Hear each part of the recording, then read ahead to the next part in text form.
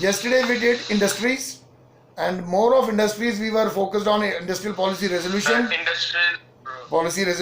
contribution by industries and industrial licensing, वो सब हमने किया था. But can anybody tell me what is WTO? WTO. World trade organisation. नहीं वो नहीं बेटा, ये सबको मौका भी देना चाहिए ना. और कोई बोलना चाहता है तो बोल सकता है. मैं आई कांट, मेरा यहाँ पे नेट स्लो है तो. Trade organisation. वो नाम तो मेरे को पता है. अच्छा चलो ये बताओ फिर, इससे पहले इसका नाम क्या था? अब ये बताओ, WTO का अर्लियर नाम क्या था? आर्यन क्या बोल रहा है? GATT. General agreement on tariffs and trade. तो earlier name was GATT, later on it was converted into WTO. And what is the significance or your role of WTO? Promotion of trade sir. I can't hear. एक एक करके बोलो. बोल Chirag. Promotion of trade. Chirag को बोलो. चिराग बोल. Promotion of trade sir. Promotion of global trade. Free trade. Promotion of free trade भी.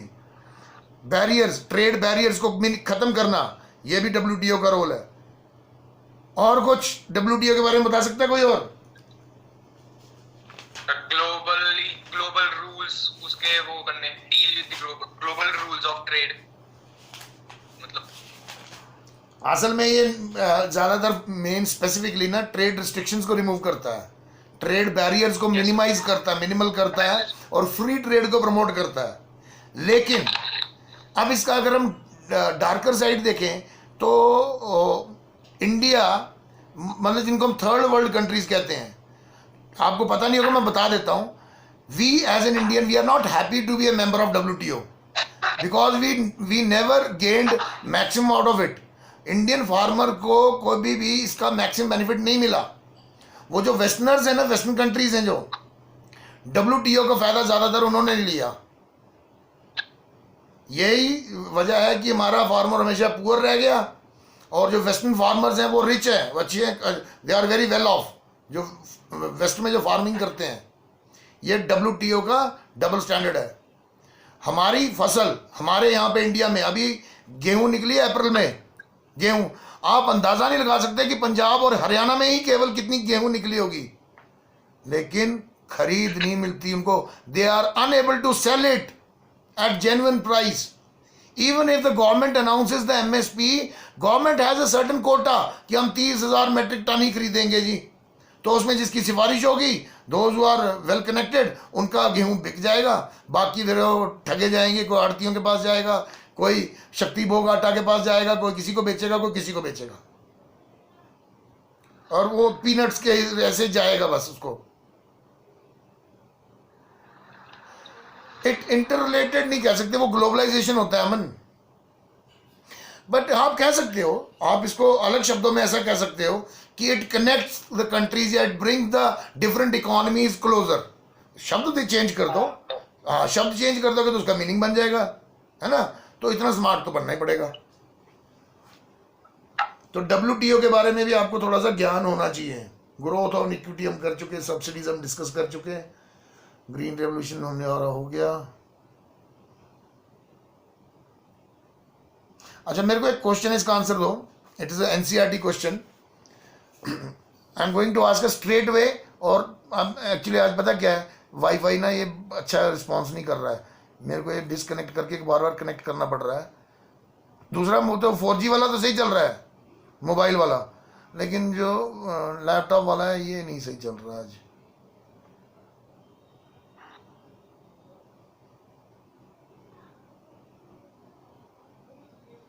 Now at least I can see few of you.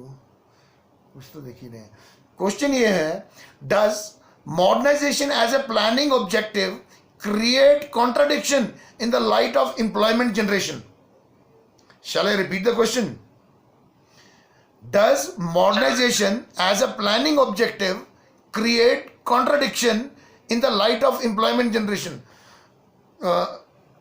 Nakul और कौन? Raise your hands. और कौन बता सकता है इसका answer?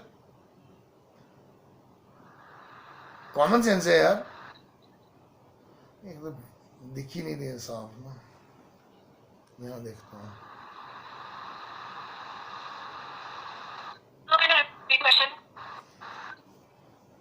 Does modernization as a planning objective create contradiction in the light of employment generation? It is very obvious question, but देखते हैं who will answer it.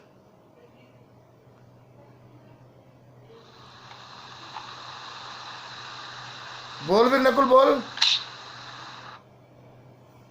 Sir अगर हम एक तरीके से ऐसे देखें कि हाँ मॉडर्नाइजेशन करता है कि अगर अगर मतलब सर इसके मतलब दोनों आंसर बोल सकते हैं हम। नहीं, Yes, कॉन्ट्राडिक्शन भी बोलनी है ना, हो सकता है। हमें कॉन्ट्राडिक्शन बोलनी है। हमको कॉन्ट्रडिक्शन बोलनी है। देखो यही तो है ना, क्वेश्चन ही वही है ना। ये फिर वही बात आ गई कि ताजमहल कहाँ है, आंसर है आगरा, पूरे नंबर तुम लिख दो, पूरा सब कुछ शाहजहां ने बनाया था, इतने ईयर में बना था, इतना वाइट स्टोन लगा था, इतना, लेकिन जो क्वेश्चन है उसका आंसर नहीं किया तो फिर तो रहेगी ना बात। तो सेम गोज विद दिस, इसका क्वेश्चन ही है कि डज क्या, वो पूछ रहे आपको एक तो एग्री करना पड़ेगा या डिसएग्री, तो तू दोनों थोड़ी ना आंसर कर सकता है कि I partially agree and I partially disagree can not be your answer. Either you agree with the statement और you disagree with the statement, it goes this way. तो कॉन्ट्रडिक्शन के हिसाब से एक्सप्लेन करो, बोलो बोलो। सर मॉडर्नाइजेशन नहीं अभी नकुल को पूरा करने देना, नकुल को पूरा करने दे कि how does modernisation is a contradiction for employment generation, बोल। सर मॉडर्नाइजेशन वर्ड से ही हम समझ सकते हैं कि मॉडर्न टेक्निक्स और मॉडर्न टेक्निक्स से मतलब यूज करनी है हमने इंडस्ट्रियलाइजेशन। सर मॉडर्न टेक्निक्स में ये भी रोबोटिक्स की भी यूज आ सकते हैं, क्योंकि वो टेक्निक अगर हम ठीक बोल रहा है बेटा, ठीक बोल रहा है तू, बिल्कुल दिमाग में भी तेरा मॉडर्न टेक्निक्स यूज करें, तेरा थॉट प्रोसेस भी ठीक है, तेरा व्यूज भी ठीक है, लेकिन चॉइस ऑफ वर्ड्स गलत है। जो वर्ड्स चूज करने चाहिए आंसर के लिए, चॉइस ऑफ, हाँ इशिता नकुल म्यूट कर। ऑर्गेनाइजेशन से लेबर इंटेंसिव जो इंडस्ट्रीज हैं उसमें इफेक्ट होगा, बिकॉज हम लोग लेबर्स को रिप्लेस कर देंगे with new techniques and robotics and stuff. Advance technology लिख दो, मॉडर्न या एडवांस्ड वर्ड लगा दो उसके साथ कि मॉडर्न टेक्निक या modern technology, advance technology will cut down the employment capacity because machines will replace humans and it is cost effective. Why भी पूछ रहे तब भी बता सकते हो, रीजन भी दे सकते हो, because capital is cost effective, but we as a country we are second most populous country and we have a more of labour supply, so we need a labour intensive technique. तो employment generation के लिए modernisation is a contradiction, उसका विरोधाभास है। ठीक है,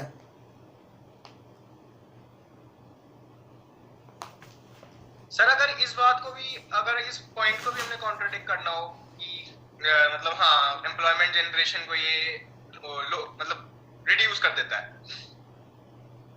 किसको sir इसको भी तो हम कॉन्ट्रडिक्ट कर सकते हैं। मतलब कैसे? इस चीज को भी तो हम कॉन्ट्रडिक्ट, तो जैसे कि अगर हम मॉडर्न टेक्निक्स यूज कर रहे हैं, जैसे हम यही बात है कि हम रोबोटिक्स यूज कर रहे हैं अपनी इंडस्ट्रीज में, तो सर उसके लिए भी तो हमको इंजीनियर्स चाहिए, प्रोग्रामर्स चाहिए। वही तो हमारे इंपोर्ट्स हैं, उल्टा हम इंपोर्ट ही टेक्नोलॉजी करते हैं ना, उल्टा ये तो हमारे इंपोर्ट्स हैं इंडिया के, वो कर सकते हैं हम, वी शुड डू, लेकिन ये तो हम ये जितने मैकेनिकल ये जितने मैकेनाइज्ड ये मशीनें हैं, ये तो हम सारा इंपोर्ट्स हैं हमारे, ये तो उल्टा हमारे लिए तो डबल कॉन्ट्रडिक्शन है, इसके लिए तो हमें बड़ी पेमेंट करनी पड़ती है। सर पेमेंट हाँ वो करनी पड़ती है, बट सर जैसे देखो ना ग्रेजुएट सर मैं तेरी बात समझ गया, लेकिन उसको हम ऐसे बोल सकते हैं कि अगर लार्ज एडवांस मशीनें यूज होंगी तो लार्ज स्केल में प्रोडक्शन होगा, और लार्ज स्केल में प्रोडक्शन होगा तो ट्रांसपोर्टेशन में एम्प्लॉयमेंट क्रिएट हो सकता है, स्टोरेज में पॉसिबिलिटीज क्रिएट हो सकती हैं, और एक्सपोर्ट में, तो वो आप इस तरीके से लिख सकते हो उसको, क्योंकि at the initial stages employment unemployment बढ़ेगी, बट फिर ग्रेजुअली जैसे जैसे मॉडर्न टेक्निक्स आएंगी तो वो एम्प्लॉयमेंट फिर से बढ़ जाएगी। लेकिन आपको आंसर करते टाइम एक स्टैंड लेना है, कि either you agree with the statement और you disagree yeah, with the yeah. Statement, but generalization मतलब उनको उसका अगर हम उसको जनरलाइज्ड वे में बोले तो एक कॉन्ट्रडिक्शन ही है कि एक तरफ अगर पिछड़ी हुई इकोनॉमी को मॉडर्नाइज कर रहे हो तो एम्प्लॉयमेंट तो कॉम्प्रोमाइज होगी ना। Okay. ये तो कॉमन सेंस वाला बात आ गई।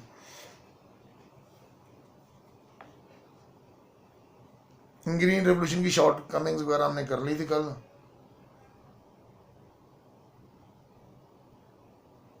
आईपीएल 1956 भी कर लिया था। चलो अब ये मुझे बताओ इंपॉर्टेंस कि स्मॉल स्केल इंडस्ट्रीज की इंपॉर्टेंस क्या है, why small scale industries are special और what special they have got, मतलब इनकी इंपॉर्टेंस क्या है?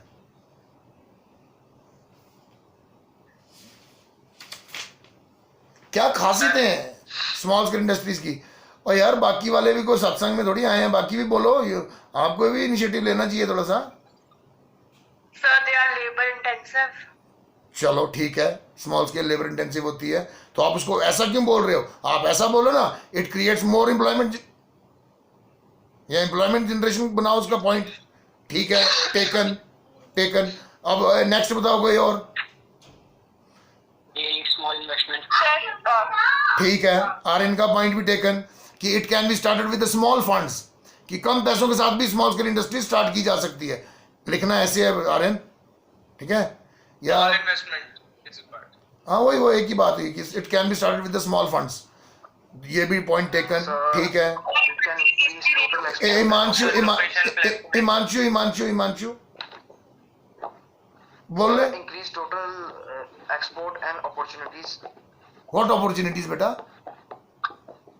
सर जैसे कि सर स्मॉल स्केल में कोई वर्कर है वो अगर बड़े बिजनेस को नहीं कर पा रहा तो अपने कुछ छोटे से स्टार्ट कर सकते हैं, वो भी इकोनॉमिक रेट में कुछ ना ना आपका जो पहला वाला स्टेटमेंट था ना वो ज्यादा सूट करता है, कंट्रीब्यूशन टू एक्सपोर्ट्स, कि स्मॉल स्केल इंडस्ट्रीज एक्सपोर्ट्स में काफी कंट्रीब्यूट करती हैं, क्योंकि हमारा इस कंट्री में स्मॉल स्केल इंडस्ट्रीज काफी साइजेबल वो है। स्मॉल स्केल इंडस्ट्री बहुत सारे, और पता नहीं 4.5 कितने मिलियन इंडस्ट्रीज के यूनिट्स हैं हमारे यहाँ, हमारे 45 लाख के आसपास।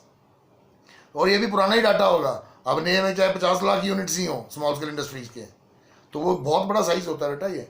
तो वो पॉइंट तेरा ठीक है कि एक्सपोर्ट में इसका कंट्रीब्यूशन, वो पॉइंट फिर में दम है, तो ये भी पॉइंट टेकन। और कोई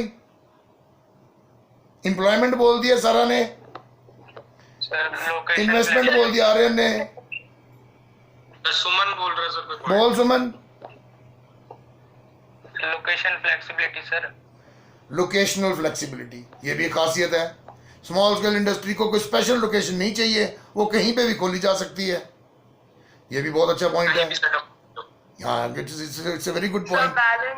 रीजनल डेवलपमेंट, यस, ये भी बात अच्छी है कि it brings balance to the regional development, कि तो रीजन्स में स्टेट वाइज या हम कंट्री वाइज नहीं, जो रीजन्स पिछड़े हुए होते हैं तो उसमें बैलेंस लाने का एक काम कर सकता है स्मॉल स्केल इंडस्ट्रीज, ये भी इसकी खासियत है। गुड।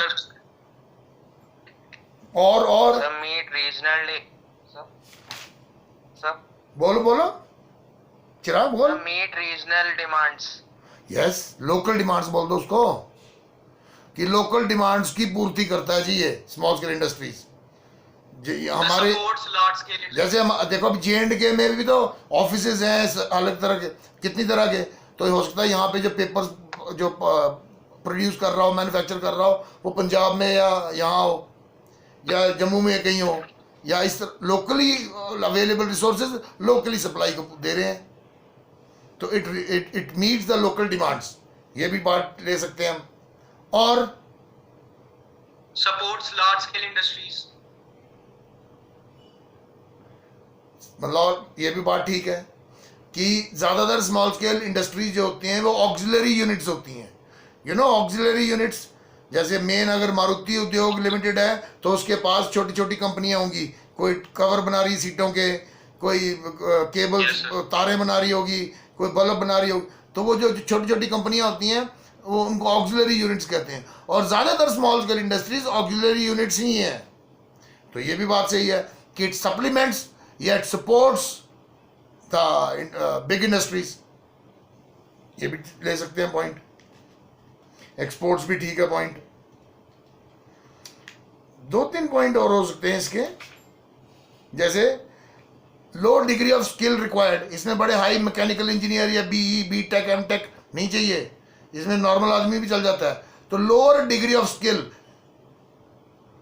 ये भी तो इसकी खासियत ही है। फिर इसका एक पॉइंट ये भी हो सकता है, हालांकि वो पॉइंट प्रोपोर्शनली है, लेकिन it is also main source of national income. अगर एक्सपोर्ट में इतना कंट्रीब्यूट कर रहा है तो नेशनल इनकम का भी मेन सोर्स होगा, ठीक है। फिर एक पॉइंट हो सकता है कि कैपिटल फॉर्मेशन में भी ये मदद करता है।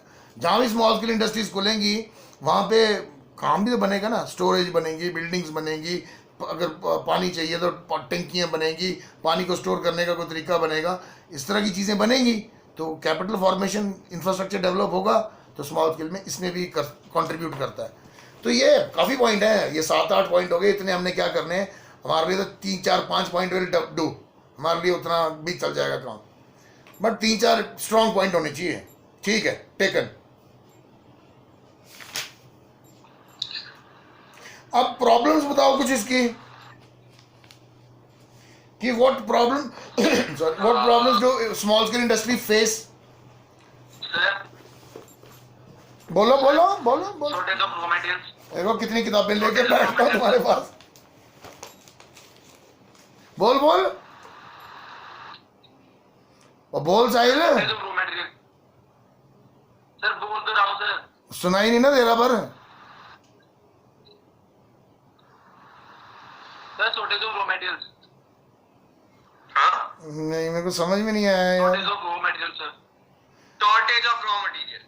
अच्छा, शॉर्टेज ऑफ रॉ मटेरियल, हाँ ठीक है, क्योंकि ये बल्क में खरीदते नहीं है, स्मॉल स्केल इंडस्ट्रीज छोटी छोटी क्वांटिटीज़ में रॉ मटेरियल खरीदते हैं, सो इनको इतना इजीली अवेलेबल नहीं होता और कॉस्टली भी मिलता है। जो लार्ज स्केल में, जैसे मेरे को 1 ट्रक कॉटन चाहिए, ठीक है, तो उसका एक रेट अलग होगा, लेकिन किसी को अगर 200 ट्रक या 1 ट्रेन कॉटन चाहिए तो उसको रेट फिर अलग लगता होगा। और दूसरा, मैं कैश पेमेंट दे रहा हूँ या क्रेडिट कर रहा हूँ, उसके कारण भी मेरा प्राइस अलग अलग हो सकता है। तो ये बात भी सही है कि रॉ मटेरियल को एक तो स्केर्स भी है और ऊपर मिलता भी महंगा है, ठीक है। Non availability of raw material या it is not easily available, ये लिख सकते हैं हम। अच्छा, और क्या प्रॉब्लम है स्मॉल स्केल की? Sir outdated machinery and equipments. ठीक है, कि लैक ऑफ मॉडर्नाइजेशन, ठीक है, पॉइंट चलेगा, लैक ऑफ मॉडर्नाइजेशन, ठीक है। और problem? Difficulty of finance sir. Difficulty of finance sir. हाँ, it is not easy for small scale industries to get easy and cheap credit.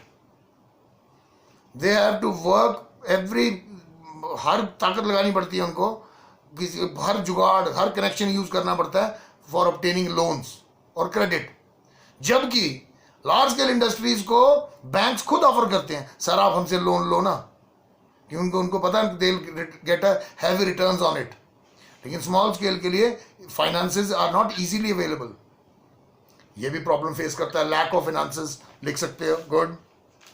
और प्रॉब्लम स्मॉल स्केल की, possibility तो खोजो दिमाग में कि स्मॉल जो छोटे छोटे यूनिट्स हैं उनको, हाँ वृंदा बोलो।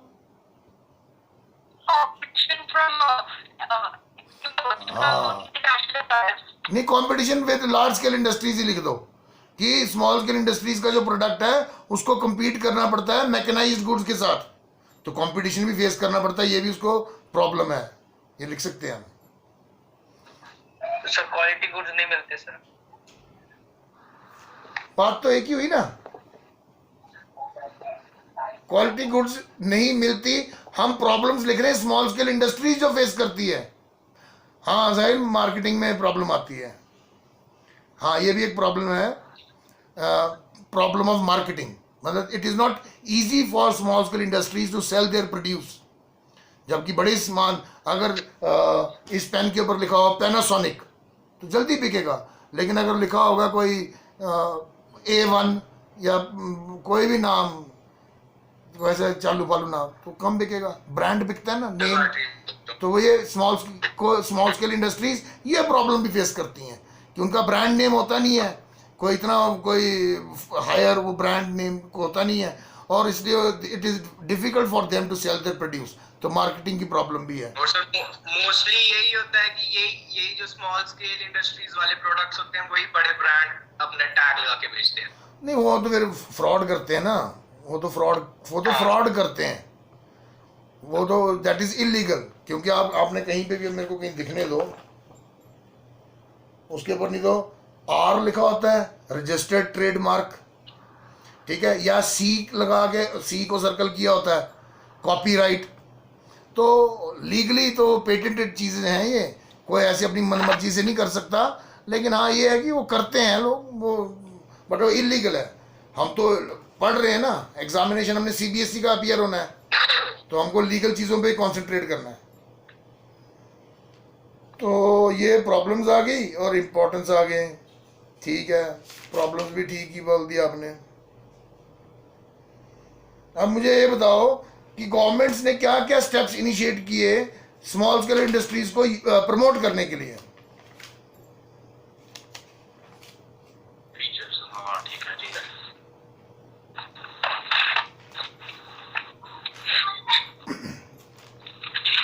कौन बताए? नकुल माइक ऑफ रखना बेटा, जब बोलना हो तब ऑन करना। ओए विकास, शुभम, ये कहाँ गुम हो गया सारे? दिल, विकास, शुभम, तुमने आज कुछ नहीं बोला, आज निशा ने भी कुछ नहीं बोला।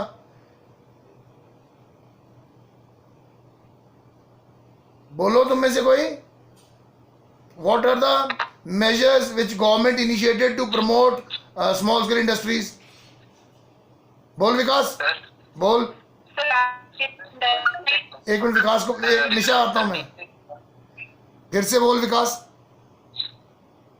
गवर्नमेंट ने वो प्रोडक्ट डेवलप कर दिए थे गवर्नमेंट ने सबसे पहला कदम तो ये उठाया कि government reserved certain products which will be produced only by small scale industries. तो ये कदम ही तो था, it was a measure to safeguard the interest of small scale industries. चलो ठीक है, और अब बोलो निशा।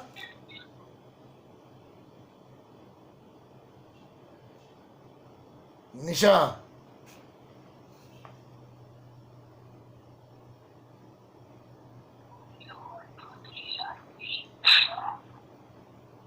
आर्यन तू बोल। National small industry corporation form हुई थी। हाँ, establishment of SIDO, nationally small scale industrial development, SIDCO और सीडो दो खोली थी, small scale industrial development organisation और small scale industrial cooperative organisation, SIDCO करके भी है एक। तो ये भी कदम उठाया था गवर्नमेंट ने, ठीक बोल रहे हो, ठीक है। और प्रीति, तू भी नहीं बोला बेटा आज कुछ? Sir loan provide, yes, loan facilities government ने प्रोवाइड करी स्मॉल स्केल इंडस्ट्रीज के लिए, ठीक है। लेकिन लोन असिस्टेंस के लिए कार्वे कमेटी इन 1955। कौन सा? Karve, KARVE, what is it? Sir village small scale industries committee. नहीं, फॉर्मेशन हुई थी खादी ग्राम उद्योग की, मुझे let me write it, Khadi Gram Udyog Samiti. नहीं, वो कार्वी तो नहीं बनता।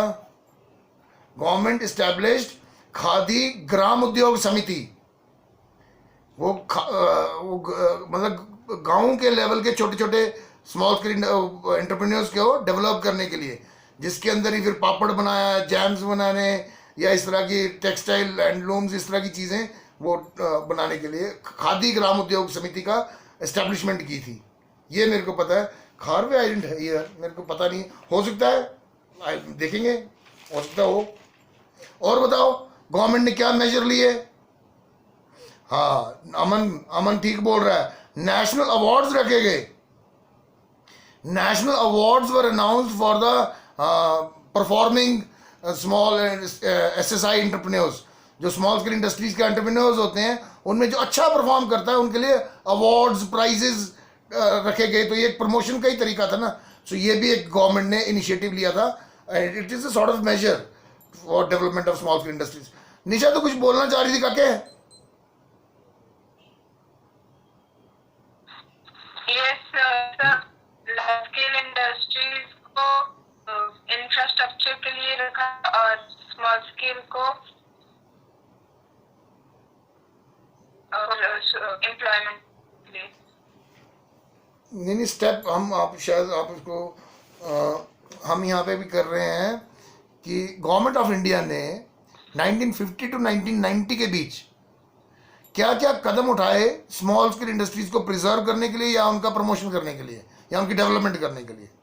जैसे 4-5 पॉइंट हमने अभी डिस्कस कर लिए कि स्मॉल एंटरप्रेन्योर्स के लिए अवार्ड्स डिस्कस किए, फिर महिला उद्यम निधि, महिला आर्यन ठीक बोल रहा है, ये भी एक प्रोग्राम गवर्नमेंट ने स्टार्ट किया था, महिला उद्यम निधि। महिला इज लेडी, उद्यम इज बिजनेसमैन, जो the one who do business, उद्यम उसको कहते हैं।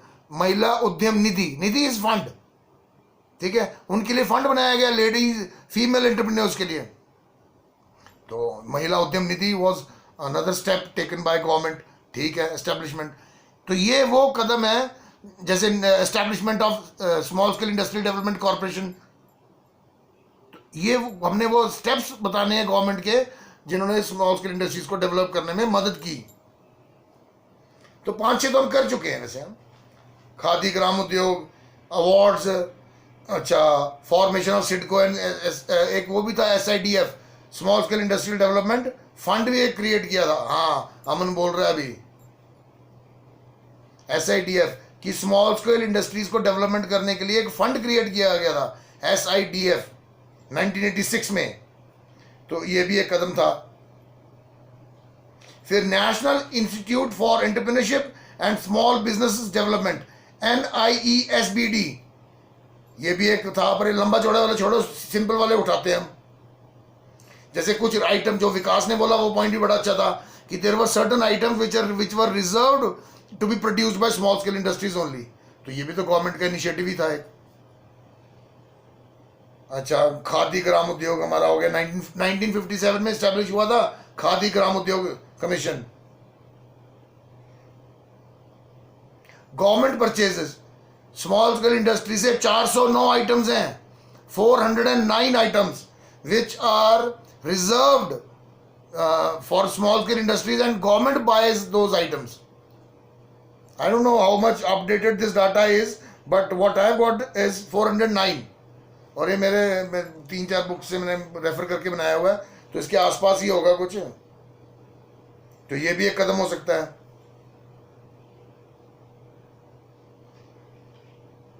महिला उद्यम निधि बोल दिया उसने।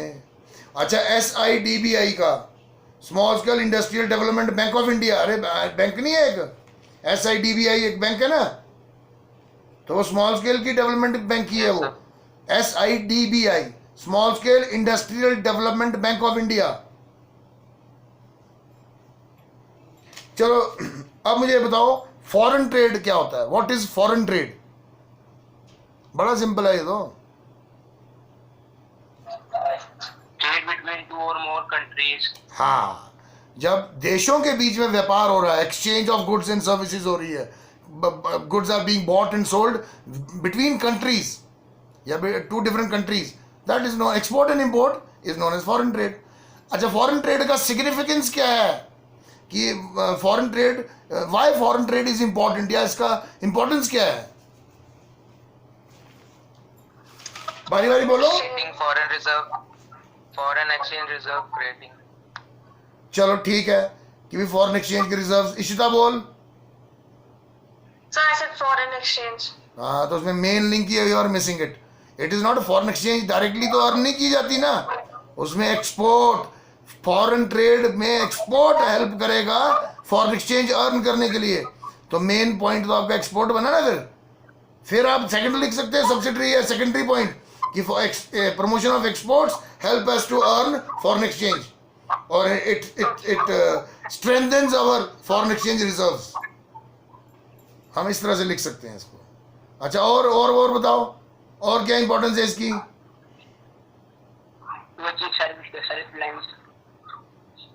क्या फिर बोला रहे? It helps in becoming a self reliant. पर फॉरेन ट्रेड कैसे करेगा? वो तो उल्टा डिपेंडेंट करेगा। डोमेस्टिक प्रोडक्शन सेल्फ रिलायंट होने में हेल्प करेगा, फॉरेन ट्रेड नहीं करेगा सेल्फ रिलायंट में हेल्प। नहीं नहीं नहीं नहीं, वो तो उल्टा हमको, हमारे पास जो चीज़ें नहीं होती हम इंपोर्ट करते हैं, वो सिग्निफिकेंस बनेगा इधर। जैसे supply of rare goods, those goods which we do not have, जो हमारे पास नहीं है, फॉरेन ट्रेड की मदद से ही तो हम इंपोर्ट करके मंगा लेते हैं उसको। तो फॉरेन ट्रेड का सिग्निफिकेंस में हमने इस तरीके से आंसर लिखना है कि इट इज हेल्पफुल और useful in case of rare goods, the goods which we do not have in our countries, we can have through imports. तो सिग्निफिकेंस तो ये बना ना, आत्मनिर्भरता इधर नहीं आएगी, वो डोमेस्टिक प्रोडक्शन में आएगी या इंडस्ट्रियलाइजेशन में आएगी। फॉरेन ट्रेड में सिग्निफिकेंट नहीं है आत्मनिर्भर, इसमें फॉरेन ट्रेड का सिग्निफिकेंस लिखो। और बताओ, एनीबडी एल्स? सारा? So expansion of business, it increase competition.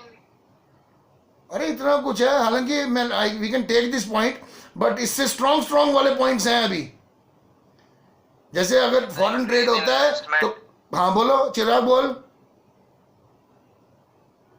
Investment में इंक्रीज होगा जब बाहर के देश, बाहर के बिजनेस ठीक इंडिया के बिजनेस में हम इन्वेस्ट करेंगे।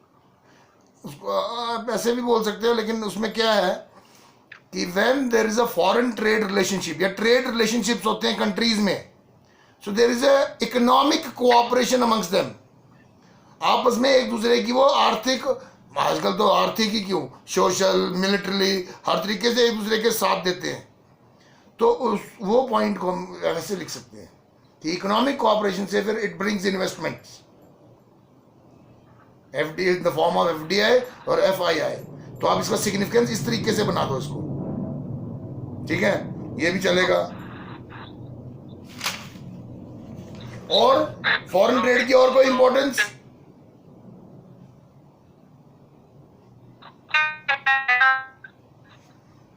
नहीं अमन, क्या बात करते हैं यार, इसका मतलब तुम्हें तो इसका मतलब समझ नहीं आ रहा।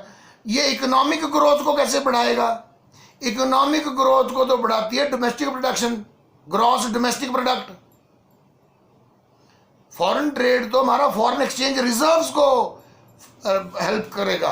या तो हमारी विदेशी मुद्रा के भंडार बड़े होंगे अगर एक्सपोर्ट ज़्यादा है, लेकिन अगर इंपोर्ट्स ज़्यादा हैं तो हमारी विदेशी मुद्रा के भंडार घटेंगे, लेकिन विदेशी मुद्रा में हमारा लेन देन ज़्यादा होगा। तो foreign trade deals with more of this stuff.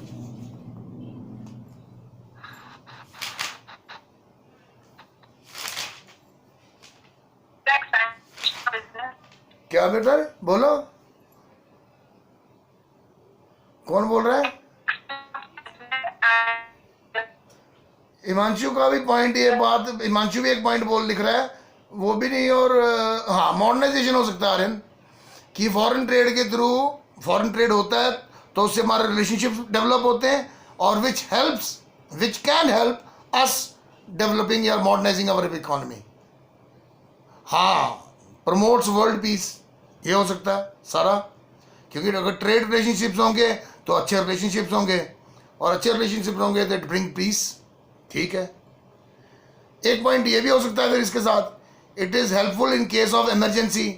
किसी देश में इफ नेचुरल कैलेमिटीज स्ट्रक, कोई सुनामी आ गया, अर्थक्वेक आ गया, फ्लड्स मैसिव हो गए, तो जिन कंट्री के साथ ट्रेड रिलेशनशिप्स होते हैं वही कंट्री आती है ना हेल्प के लिए, दे कम फॉरवर्ड फॉर हेल्प।